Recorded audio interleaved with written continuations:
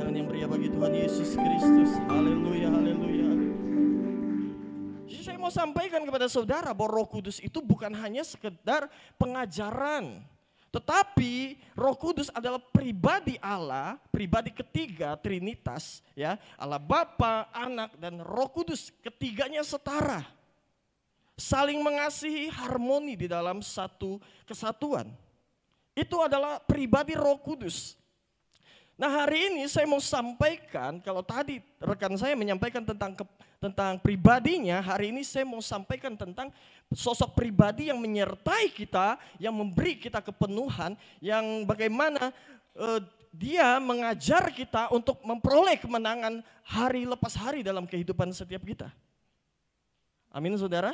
Ya, jadi saya memberi judul untuk khotbah saya hari ini adalah tentang kepenuhan Roh Kudus atau filled with the Holy Spirit. Ya, next slide yuk, boleh buka dalam Kisah Rasul 2 ayat yang keempat. Saya percaya saudara sering kali dengar firman ini. Dikatakan bahwa dalam Kisah Rasul 2 ayat 4, maka penuhlah mereka dengan Roh Kudus. Lalu mereka mulai berkata-kata dalam bahasa-bahasa lain seperti yang diberikan oleh Roh itu kepada mereka untuk mengatakannya. Kita tahu Kisah Rasul 2 itu mencatat tentang kisah Pentakosta. Bagaimana ketika Tuhan Yesus naik ke surga 10 hari kemudian Tuhan Yesus mencurahkan Roh Kudus ke atas murid-murid yang ada 120 di loteng atas menanti-nanti. Kita semua familiar dengan kisah tersebut. Tetapi yang luar biasanya dampaknya itu, saudara. Ketika mereka mengalami kepenuhan, Petrus yang tadinya seorang pengecut, yang ketika ditanya, kamu kan murid Yesus? Oh bukan, oh bukan. Tiba-tiba dia muncul sebagai seorang yang pemberani. Dipenjara berkali-kali, bahkan diluputkan dari penjara, saudara. Dan ketika dia berjumpa dengan orang sakit di pinggir jalan, dia berkata, emas perak tidak ada padaku, tetapi apa yang kupunyai kuberikan kepadamu. Saudara bisa lihat di sini sebuah dampak yang dahsyat, perubahan yang signifikan dari seseorang yang mengalami kepenuhan Roh Kudus. Makanya saudara, hari ini tujuan saya untuk mengajak saudara melihat bahwa dalam diri saudara ada potensi yang besar yang Tuhan berikan, yaitu Roh Kudus dalam diri saudara. Cuma seringkali kita lupa ada pribadi yang menyertai kita, yang nge-backup kita di sana. Ya, saudara ya. Nah, dikatakan maka penuhlah mereka dengan Roh Kudus lalu mulai berkata ke dalam bahasa-bahasa lain. Saya mau sampaikan saudara sebuah kebenaran bahwa Roh Kudus tidak hanya terjadi di kisah para rasul. Tetapi kita tahu bahwa Roh Kudus sudah memenuhi setiap hamba-hamba Tuhan. Mulai Yeremia, Yehezkiel, Daud. Kita tahu bagaimana Daud adalah seorang pribadi. Ini sebuah pesan bagi teman-teman yang melayani tim pujian penyembahan. Ingat, Daud itu bukan karena kecapinya. Ya, ketika dia mainkan kecapi, roh jahat yang ada pada diri Saul tiba-tiba keluar. Tetapi saya mau sampaikan kebenaran, itu bukan tentang kecapinya. Itu bukan tentang keahliannya bermain. Pertanyaan saya adalah, apakah di dalam istana Saul, istana yang besar, tidak ada pemain kecapi? Gak mungkin. Tetapi Alkitab jelas mencatat bahwa telah kutemukan Daud bin Isai seorang yang berkenan. Daud adalah seorang yang diurapi Tuhan. Tuhan berkenan karena ketaatannya. Bagaimana Daud mengalami kepenuhan, yaitu dengan ketaatannya itu. Saudara, saya mau sampaikan ketika saudara taat kepada firman, berjalan hidup di dalam kebenaran firman, maka saat itu saudara disebut orang yang dipenuhi Roh Kudus, saudara. Sederhana sekali. Amin, saudara. Seperti itu, saudara. Nah, di dalam perjanjian lama kita bisa ketemu ada Daniel juga dipenuhi Roh Kudus. Bagaimana ketika dia dipenuhi dengan Roh Kudus, kepenuhan di dalam Roh Kudus, Daniel tidak takut terhadap kematian. Bahkan berani dibuang ke gua singa. Saudara semua tahu ceritanya kan? Daniel dibuang ke gua singa. Kemudian singanya entah lagi kenyang kah, entah lagi nggak mood kah, lagi baperan kah sehingga dia nggak mau makan, begitu ya. Tetapi saya percaya karena ada Roh Allah yang memenuhi Daniel. Amin. Nah, Daniel itu dikenal oleh seorang raja Nebukadnezar, dikatakan Daniel adalah seorang yang penuh dengan roh dewa yang kudus. Karena mungkin zaman itu mereka belum mengenal, ya. Nebukadnezar cuma tahu bahwa dia punya dewa dan Daniel sendiri dikasih nama salah satu dewanya, Belsazar gitu kan. Nah, dan Daniel itu dikatakan adalah orang yang penuh dengan roh dewa yang kudus. Ya, kemudian kita bisa lihat banyak, termasuk juga di Perjanjian Baru Yohanes Pembaptis dari sejak kandungan dia dikatakan sudah penuh Roh Kudus dari rahim ibunya. Sehingga untuk menjaga kepenuhannya itu ada persyaratan. Dia tidak boleh potong rambutnya, dia tidak boleh makan minum seperti orang kebanyakan, dia tidak boleh mabuk. Jadi saudara, untuk menjaga kepenuhan Roh Kudus kita bisa lihat lewat kisah Yohanes ini bahwa ada persyaratan. Bagaimana supaya saudara setiap hari mengalami kepenuhan Roh Kudus. Ya. Kemudian Yesus sudah tidak diragukan lagi. Yesus dikatakan Yesus yang penuh Roh Kudus dalam Lukas 4 ayat 1. Dibawa Roh Kudus untuk dicobai di padang gurun. Kemudian juga murid-murid seperti yang tadi saya ceritakan. Petrus berjalan di tengah orang sakit, bayangannya menyembuhkan orang sakit, saudara. Saudara percaya nggak saudara kalau misalkan saudara punya kuasa? Apa yang dilakukan Petrus zaman itu, saya mau sampaikan saudara bisa lakukan. Amin saudara. Apa yang terjadi pada Petrus ketika dia tumpang tangan orang sakit dan menjadi sembuh, itu bisa terjadi dalam kehidupan saudara. Amin. Mungkin saudara berpikir, bagaimana mungkin? Tetapi saya mau katakan, bagi Tuhan tidak ada yang mustahil saudara. Amin. Juga bagaimana Stefanus ketika dia kepenuhan Roh Kudus, dia dapat bersoal jawab dengan orang-orang yang sedang memfitnahnya. Bahkan sampai akhirnya dia mati pun dia tetap pegang Tuhan. Punya iman yang teguh dan kuat di sana saudara. Nah bagaimana seringkali kita punya iman yang goyah, baru digoda sedikit, udah kabur. Baru digoda sedikit, udah ngikut gitu kan ya. Saudara lihat Stefanus, imannya tidak goyah bahkan sampai akhir hayatnya. Jadi bagaimana saudara mau mengakhiri pertandingan iman dengan baik, saudara harus dipenuhi Roh Kudus. Amin. Amin ya. Lalu kemudian Paulus, kita tahu Paulus penuh Roh Kudus, Barnabas dan juga banyak ya. Kita bisa temu di Alkitab kita. Nah, next slide. Kepenuhan Roh Kudus ialah kunci untuk mengalami kemenangan terhadap segala tantangan zaman. Mengapa saudara? Jadi saudara tahu bahwa Alkitab ditulis dan diilhamkan oleh Roh Kudus. Saudara, dikatakan segala tulisan yang diilhamkan oleh Allah untuk mengajar, untuk memperbaiki kelakuan, untuk menegur kesalahan, untuk memimpin kepada kebenaran. Betul ya saudara? Jadi saudara, kalau saudara perhatikan, Alkitab saudara itu bukan adalah buku usang yang sudah tidak berguna.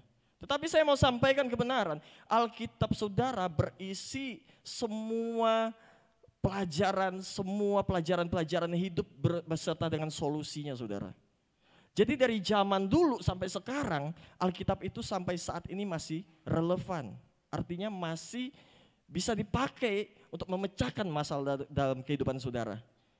Nah, yang menulis Alkitab, yang mengilhaminya adalah Roh Kudus. Maka kepenuhan Roh Kudus itu kuncinya.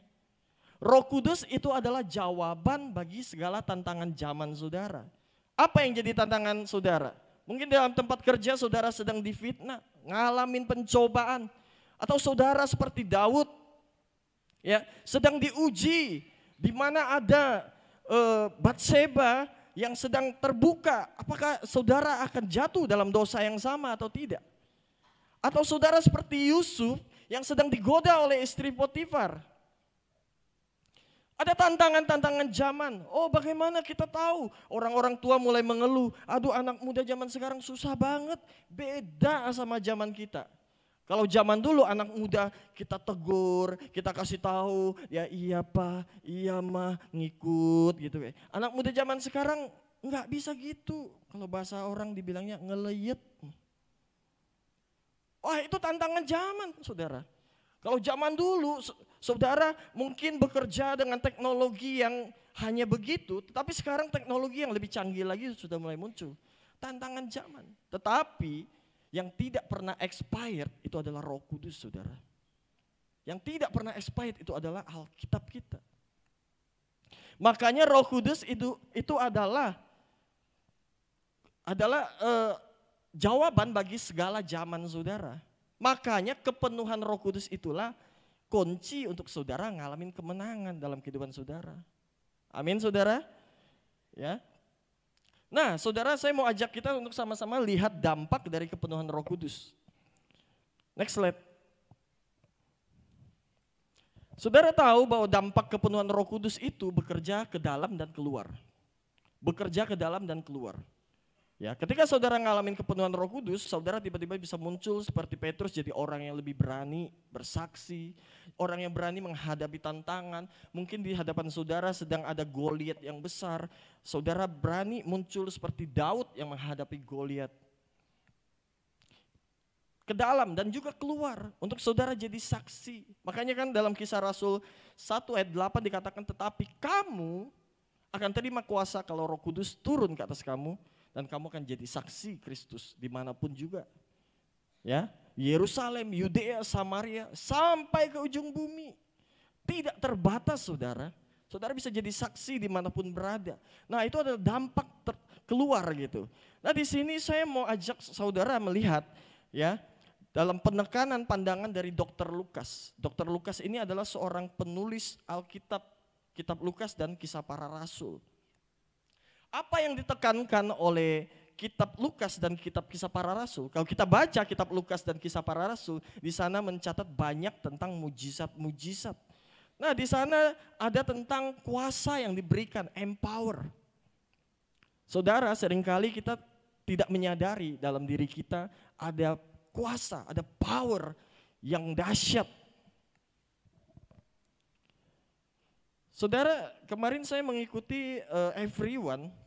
Ada seorang pembicara yang luar biasa bernama Nathan Morris. Beliau menyampaikan demikian.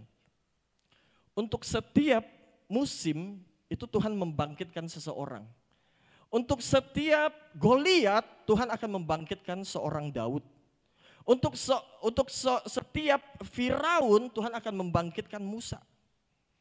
Itu yang beliau sampaikan saat itu. Dan kenapa saya mau sampaikan, saudara, untuk setiap pergumulan, masalah, tantangan dalam kehidupan saudara, Tuhan akan bangkitkan. Goliat-Goliat saudara ada di sana, saudara akan dibangkitkan seperti Daud. Saudara tahu, ketika saudara ngalamin kepenuhan seperti Daud, maka untuk Goliat saudara, apapun bentuknya, entah saudara sedang difitnah atau apapun juga, saudara punya jawabannya. Karena ada Daud dalam diri saudara. Saudara akan bisa mengalahkan Goliat-Goliat saudara dalam kehidupan. Mungkin saudara berkata, oh Tuhan, hari-hari ini tidak semakin baik. Saya dengar berita ekonomi sedang tidak baik. Tetapi saudara lupa dalam diri saudara ada kuasa. Ada otoritas di dalam kuasa. Padahal saudara bisa berkata seperti Yehezkiel ketika Tuhan bertanya. Yehezkiel, kau lihat apa itu? Tulang kering, Tuhan. Lalu apa yang Tuhan katakan? Bisa nggak mereka dihidupkan?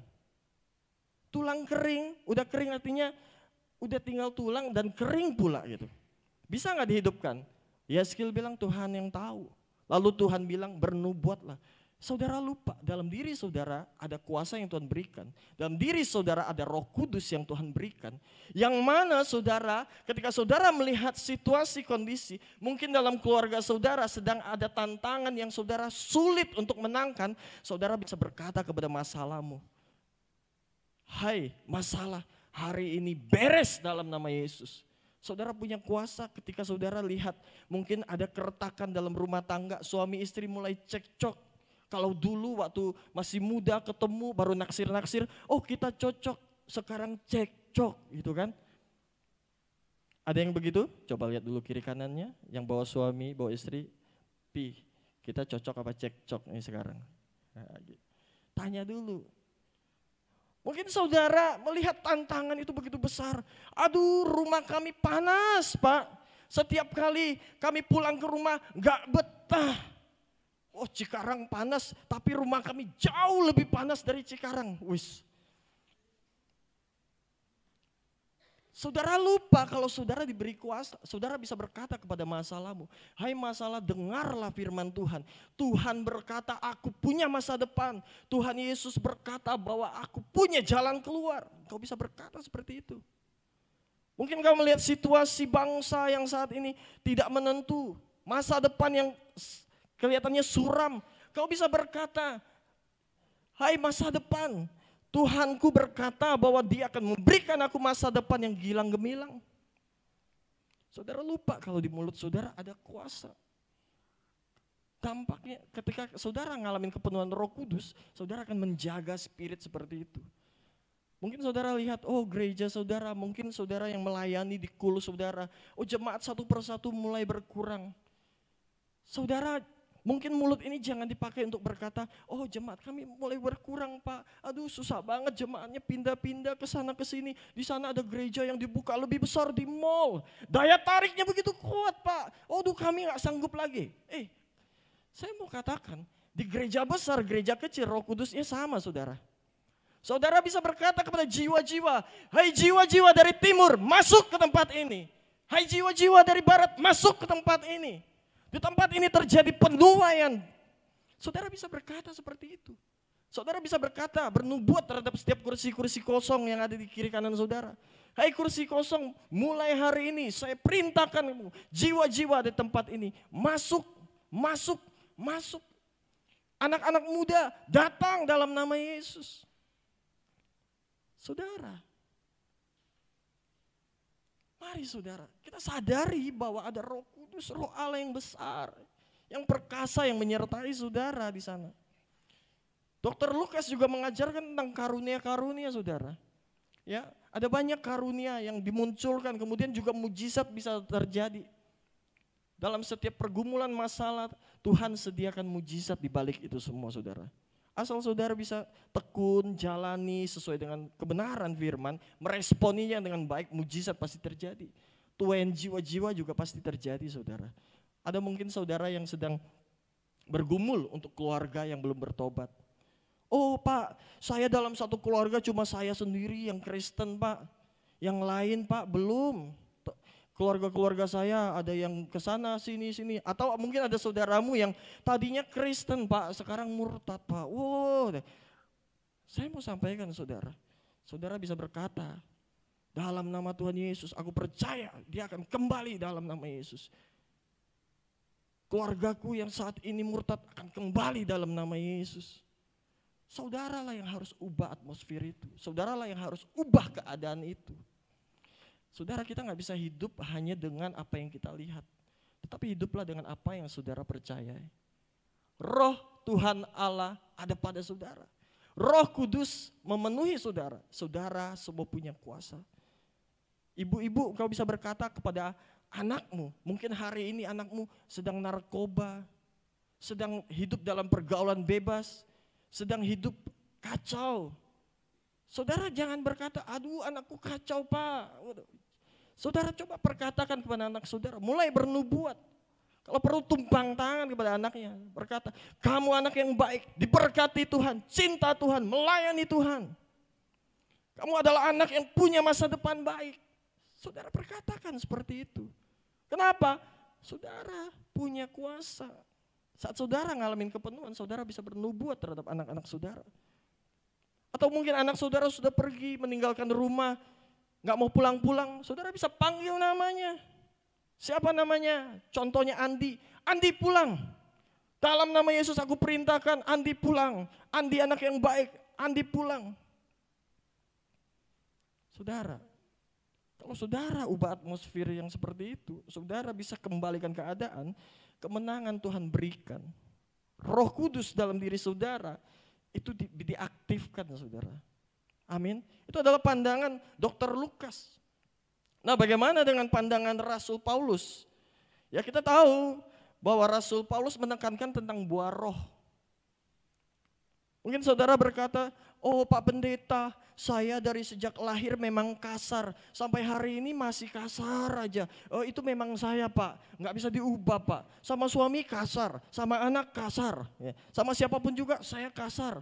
Bahkan kalau ada orang senggol di jalan, berantem juga hayo. Saking galaknya gitu ya. Tapi ke gereja mah ke gereja, ibadah mah ibadah. Tapi saudara, lalu saudara berkata, karena itu Pak, karena udah bawaan dari lahir. Oh, jadi saya nggak bisa berubah Pak. Siapa bilang? Siapa bilang? Saudara mau hidup dari apa kata saudara atau kata orang atau kata Tuhan? Kata Tuhan, saudara bisa muncul buah roh di dalam diri saudara. Ada kasih di sana, ada sukacita, ada damai sejahtera, ada kesabaran, kemurahan, kebaikan, kesetiaan, kelemah lembutan, dan ada penguasaan diri di sana.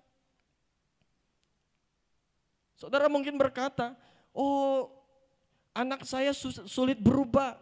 Siapa bilang? Siapa bilang? Doain aja, nanti buah roh muncul dalam dirinya. Amin.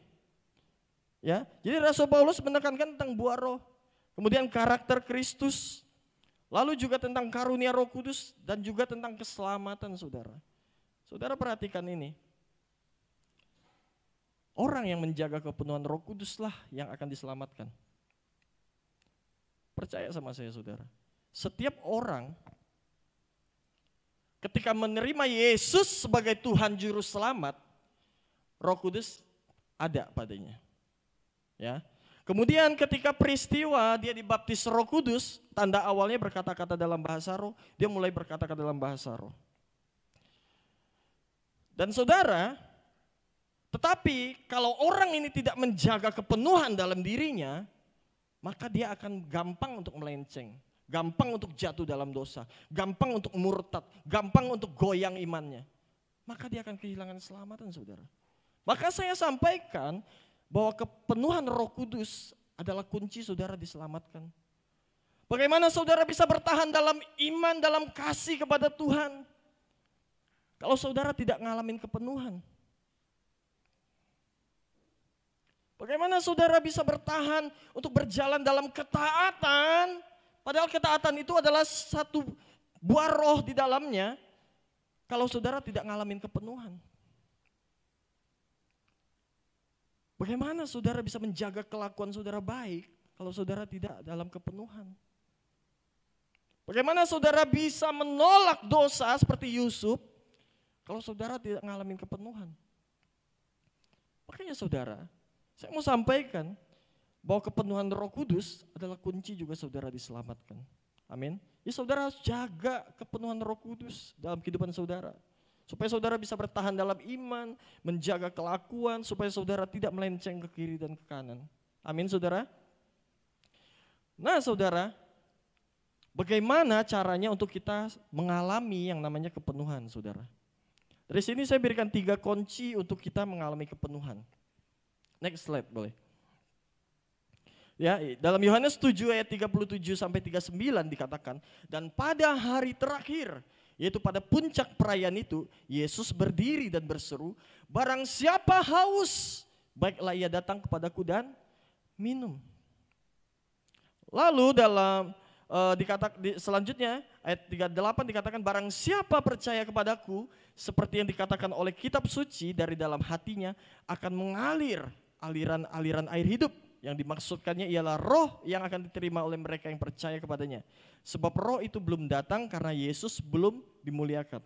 Lalu dalam Lukas 11 ayat 13 dikatakan, jadi jika kamu yang jahat tahu memberi pemberian yang baik kepada anak-anakmu, apalagi Bapamu yang di surga, ia akan memberikan Roh Kudus kepada mereka yang meminta kepadanya. Saudara, saya mau tanya di sini, berapa banyak di antara saudara yang sudah dibaptis Roh Kudus dengan tanda awal berkata-kata dalam bahasa roh? Boleh lambaikan tangannya. Yang sudah. Yang belum gak usah malu. Tidak memalukan kok itu. Boleh? Yang belum angkat tangan? Belum ya berarti ya. Coba sekarang saya balik. Yang belum mengalami baptisan Roh Kudus dengan tanda awal berkata-kata dalam bahasa roh, boleh angkat tangannya. Gak usah malu Bapak Ibu Saudara. Oke, ya. Saudara mau gak ngalamin kepenuhan? Saudara mau gak ngalamin baptisan Roh Kudus? Mau? Kalau mau nanti kita berdoa bersama saudara. Amin? Amin ya? Siap ya? Intinya apa saudara? Saya kasih 3 kunci saudara. Di sini saudara lihat, next slide. Tadi ayat firman Tuhan dikatakan bahwa barang siapa haus, baiklah ia datang kepadaku dan minum. Yang pertama kita harus munculkan dulu dalam diri kita rasa haus. Tuhan, saya ingin ngalamin kepenuhan. Tuhan, saya ingin ngalamin baptisan Roh Kudus. Saya dulu waktu zaman saya belum dibaptis Roh Kudus, saya juga minta dalam kehausan. Berkali-kali ketika ditantang oleh hamba Tuhan, ayo maju ke depan, ditumpang tangan, belum dapat juga. Tapi saya tetap gak mau menyerah, saya tetap kejar. Dan sampai satu kali ternyata di rumah ketika saya lagi nyanyi, tiba-tiba muncul bahasa roh. Saudara, tetapi kuncinya adalah saudara harus haus. Kalau saudara gak haus, saudara gak pernah dapat apa-apa. Sama halnya seperti saudara hari ini datang beribadah. Berapa banyak saudara datang beribadah dalam kondisi haus untuk mendengar kebenaran firman. Haus untuk mendapatkan perjumpaan pribadi dengan Tuhan. Kalau saudara haus, saya percaya dari sejak saudara masuk pintu sana, saudara sudah pasti merasakan hadirat Tuhan. Amin. Kalau kita bicara tentang haus, orang yang haus itu pasti mendesak untuk bagaimana caranya supaya dapat minum. Nah sama halnya seperti itu. Kalau saudara haus, oh Tuhan saya mau dibaptis Roh Kudus, saya mau dibaptis Roh Kudus. Saudara pasti akan memperolehnya. Amin. Nah lalu yang kedua, ya, setelah haus harus datang saudara. Datang dengan segala kerendahan hati. Tuhan saya mau Tuhan. Tuhan saya minta Tuhan. Dan kemudian bertindak minum. Amin saudara. Nah itu adalah kunci yang pertama. Kunci yang kedua, saudara harus percaya kepada Yesus. Siapa yang membaptis kita dengan Roh Kudus? Dia adalah Yesus Kristus. Bukan pendeta yang tumpang tangan, bukan pengerja yang mendoakan. Tetapi Tuhan Yesus sendirilah yang membaptis saudara dengan Roh Kudus. Karena itu ketika nanti saya ajak kita sama-sama berdoa, saudara jangan tergantung kepada saya. Saudara minta sama Tuhan sungguh-sungguh dengan rasa haus. Tuhan Yesus baptis aku, Tuhan aku mau, Tuhan aku mau. Kemudian saudara datang, kemudian saudara minum, bertindak. Amin saudara. Nah yang ketiga kuncinya adalah minta maka akan diberikan. Mintalah maka akan diberikan kepadamu. Saudara, tadi ayat dikatakan gini, jadi jika kamu yang jahat tahu memberi pemberian yang baik kepada anak-anaknya, apalagi Bapamu yang di sorga. Perhatikan ini, Bapamu yang di sorga, ia akan memberikan Roh Kudus kepada mereka yang meminta kepadanya. Artinya apa saudara? Kalau saudara haus, mau datang, mau percaya, kemudian saudara minta, saya percaya saudara pasti mendapatkannya. Amin. Amin. Amin. Puji Tuhan. Ya saudara, nah saya berikan tips untuk bagaimana saudara bisa menjaga kepenuhan. Sebagai bagian penutup saya. Untuk menjaga kepenuhan saudara, saudara perlu hidup di dalam kebenaran firman dan tuntunan Roh Kudus. Makanya saya katakan tadi, orang yang ingin menjaga kepenuhan Roh Kudus, ada persyaratannya. Saudara tuh harus hidup dalam ketaatan kepada firman. Saudara gak bisa kalau misalkan, oh hari ini saya sudah dibaptis Roh Kudus, bahasa rohnya kencang, tapi dosanya tetap ikut jalan saudara. Gak bisa saudara. Itu namanya saudara sedang bocor. Kalau orang yang bocor, pasti saudara ngalamin kekalahan. Ada celah yang mana iblis bisa tuduh saudara. Ada celah di mana ketika saudara lagi berdoa, Tuhan berkati aku. Lalu iblis mulai ingatkan, kemarin buat apa kau? Di tempat yang tersembunyi, orang lain tak tahu lah. Iya kan? Orang lain gak tahu. Siapa yang kau WhatsApp itu? Apa isi WhatsAppmu? Apa yang kau tonton di handphonemu? Apa yang kau lakukan kemarin? Bagaimana sikap hatimu? Bagaimana engkau memberontak terhadap bosmu? Bagaimana engkau mulai memberontak terhadap gembalamu di gereja? Pemimpin-pemimpinmu? Mulai tuduhan iblis mulai datang. Saudara gak ada damai sejahtera saudara. Makanya ketika saudara hidup dalam firman dan tuntunan ketaatan, maka saudara gak bisa dituduh oleh iblis. Iblis gak bisa cari celah untuk menjatuhkan saudara. Lalu bagaimana menjaga kepenuhan? Saudara harus hidup dalam doa, pujian, dan penyembahan yang konsisten saudara. Kalau dalam penerapannya, saudara lakukan saat teduh, ikut doa. Kalau di tempat ini mengadakan kegiatan doa, saudara ikut. Doa semalaman, ikut. Zaman sekarang sulit, saudara, mengadakan kegiatan doa. Saya ada di departemen doa, puji Tuhan. Kami untuk kumpulkan pendoa tidak sulit. Tetapi yang sulit adalah regenerasi. Anak-anak muda sekarang lebih banyak senang di atas panggung daripada di belakang sana. Tetapi ya puji Tuhan, pendoa kami kemarin saya data masih ada 299 orang dari seluruh cabang yang ada. Dan ketika diajak doa, datang. Tetapi banyak orang lupa. Pelayanan tetap jalan. Main drum di gereja tetap. WL di tempat ini tetap. Diajak doa, sulitnya minta ampun. Oh, boro-boro masuk menara doa. Lebih sulit lagi. Diajak berdoa susah banget. Saudara mau ngalamin kemenangan, saudara? Saya mau sampaikan, saudara. Banyak doa, saudara akan diberkati Tuhan. Banyak doa, banyak berkat. Banyak doa, banyak kuasa, saudara. Kalau saudara tidak berdoa, maka tidak ada terobosan dalam hidup saudara. Makanya kalau saudara hari ini merasa, oh hidupku kok gini-gini saja, gak ada perubahan. Saudara coba cek kehidupan doa saudara. Apa jangan-jangan setiap bangun pagi saudara langsung sibuk dengan hal lain. Bangun pagi langsung cari handphone, ada TikTok, ada lain-lain sebagainya. Saudara mulai buka Facebook. Ya. Kalau yang usianya lebih senior kan mainnya Facebook. Usia junior mainnya Instagram. Ya kan? Instagram terus apa lagi tuh? Pas saudara bangun tidur cari Tuhan dulu kah? Atau saudara cari hal lain? Saudara cek sendiri. Kalau sampai hari ini belum ada terjadi perubahan apa-apa dalam kehidupan saudara, hidupmu sepertinya sulit, susah dan segala tantangan muncul. Saudara, mungkin saudara kurang berdoa saudara. Mungkin. Karena itu saudara ayo mulai cek diri kita masing-masing. Doa, pujian, penyembahan. Penyembahan itu penting saudara. Penyembahan saudara itu adalah urusan saudara dengan Tuhan langsung. Seringkali kita salah kaprah, datang ke gereja, penyembahan nunggu WL yang membawa kita. Padahal salah, kita datang ke tempat ini mau ketemu Tuhan, betul? Yang menyembah Tuhan siapa? Hanya WL saja atau saudara kita semua? Kita semua saudara. Datang terlambat juga ya saudara. Bayangkan Tuhan sudah ada di tahtanya di tempat ini. Saudara datang terlambat. Tapi tempat ini enggak ya Pak ya? Tempat ini semua datang on time Pak ya? Puji Tuhan. Kasih tepuk tangan yuk. Ya. Saya takut nanti nggak bisa pulang Pak. Takut dicegat di bawah.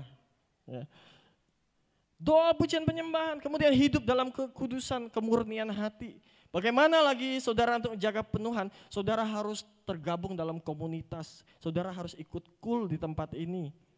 Ada berapa kul di tempat ini? Coba tanya kepada Bapak Gembala, kepada seluruh pengerja yang ada. Pak, saya mau hidup, saya mau ikut komunitas Pak. Supaya saya ngalamin kemenangan, supaya saya tetap jaga kepenuhan saya. Tanya, nanti saudara ikut di situ. Dibimbing, dimuridkan. Kemudian saudara didewasakan. Ikut komunitas, kalau ada kom di tempat ini ikut. Ada doa, ikut. Saudara, setiap investasi yang saudara lakukan itu tidak sia-sia. Apa yang saudara tabur, saudara akan tuai.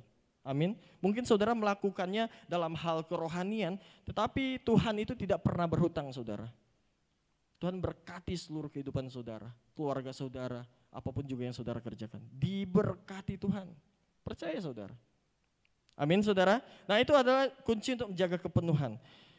Karena itu saudara, hari ini saya kembali mengingatkan ada 3 kunci bagaimana kita ngalamin kepenuhan Roh Kudus. Dan kita minta untuk dibaptis Roh Kudus. Yang pertama kita harus haus, datang dan minum. Kemudian kita percaya kepada Yesus. Lalu minta maka kita akan diberikan oleh Tuhan. Amin.